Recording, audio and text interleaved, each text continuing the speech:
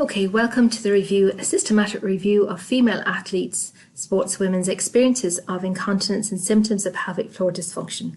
I'd like to acknowledge my co-authors, Dr. Daly, Dr. Neil Fleming and David Mockler from Trinity College in Dublin, and Ms. Cusack from the Rotunda Hospital in Dublin, and Professor Carrie Bow from Oslo in Norway. We have no affiliations to disclose for this presentation. As many of you will be aware, research has indicated there's a high prevalence of pelvic floor dysfunction among female athletes compared to their non-athletic counterparts. Engaging in high-impact sports at an elite level, coupled with long hours of training, these are commonly cited risk factors for pelvic floor dysfunction. However, when we look at the literature, there's a relative paucity of qualitative information into the area of pelvic floor dysfunction or the experience of pelvic floor dysfunction by athletes. So, the main aim of this review is to offer insight, understanding, through aggregation, summary, synthesis where possible, and interpretation of findings from studies that did report on elite female athletes' experiences of symptoms of pelvic floor dysfunction.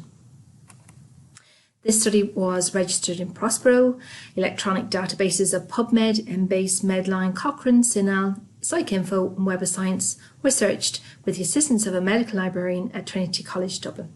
All quantitative, qualitative and mixed methods primary research studies published in the English language that reported on elite female athletes' experiences of symptoms of pelvic floor dysfunction were included.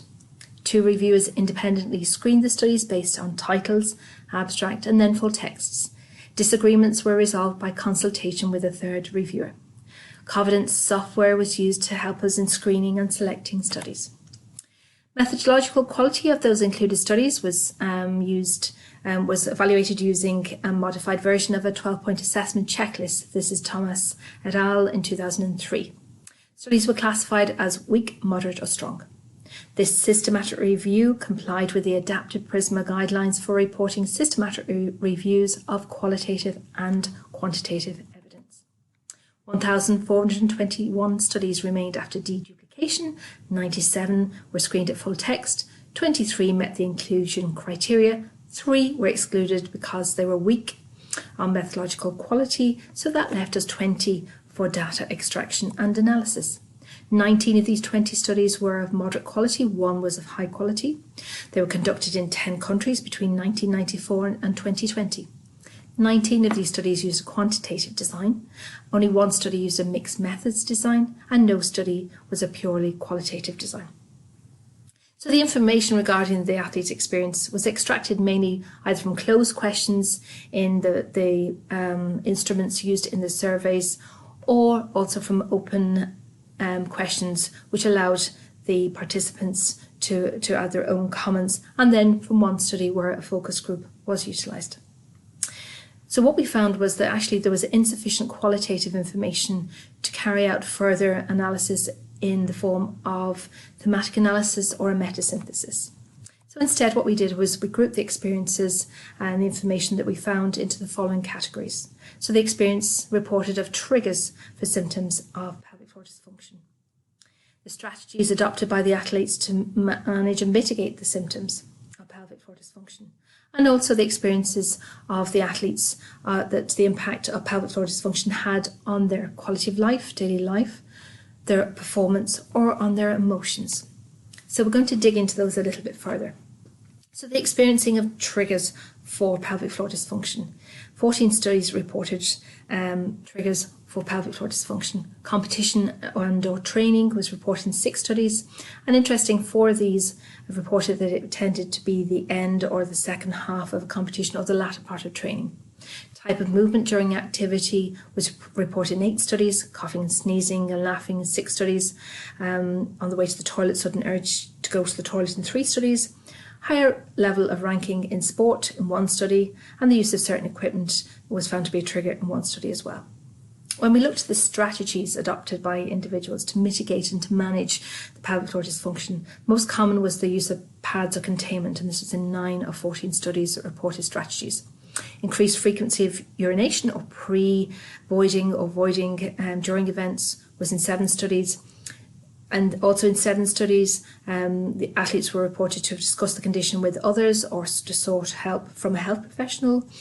Fluid restriction was reported in 5 out of the 14 studies. 2 studies reported modification of movement or avoidance of certain activities. 1 study reported improving diet to try and manage or mitigate symptoms, and only 1 study reported pelvic floor exercise as a strategy to mitigate symptoms. The experience of impact on quality of life was reported in 8 studies, and 1 study reported there was no impact on the quality of life, whereas the other 7 out of the 8 studies reported that pelvic floor dysfunction had some effect, but 5 of those 7 studies reported only a slight effect. When we looked at the experience of an impact on performance, again there were 8 studies reporting this, and 7 of the 8 studies reported that pelvic floor dysfunction had some impact on the athlete's performance.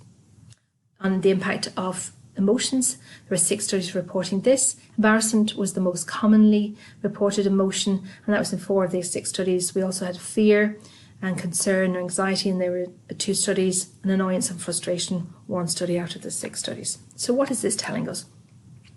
So the first thing after this review, we're seeing that most of the information regarding athletes' experiences came from predominantly quantitative research.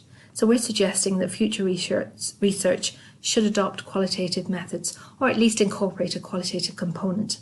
And this may then help deepen the knowledge and understanding of the experiences of the elite female athletes regarding pelvic floor dysfunction, and maybe to allow us to understand a little bit further the impact of pelvic floor dysfunction and the impact that's had on the athletes' daily lives and also their sporting activities. At present in Ireland, we're carrying out some research on elite athletes looking at pelvic floor dysfunction, the prevalence, the experiences, and this is a mixed methods study involving a survey and an interview component. The references that were involved in this presentation are on this slide for your perusal. And finally, just to say thank you very much for listening to me, and please do not hesitate to contact me with any questions regarding this presentation or my current research. Thank you very much.